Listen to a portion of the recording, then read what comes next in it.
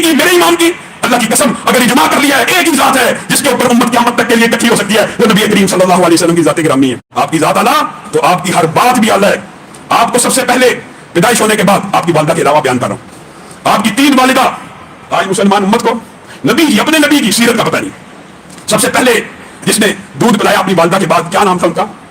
सुवैबा, जिसको बाद उर्दू दान कम इल्मी कह लीजिए या अरबी तलफ्फुज से नाशनाई कह लीजिए, सोबिया कहते हैं।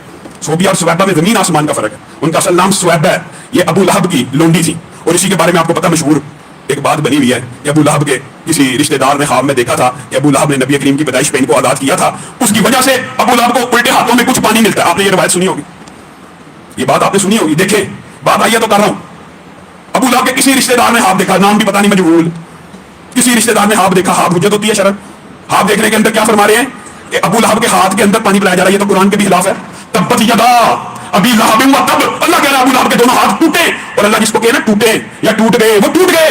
आप कहते हैं नहीं उसी हाथ के अंदर पानी पिलाया जा रहा है। ये कहां से बातें हैं? ये सब मन गलत बातें हैं। हाँ, हजरत सुवैबा ने नबी करीम सल्लल्लाहु अलैहि वसल्लम को उनकी वालिदा के बाद सबसे पहले दूध पिलाया और नबी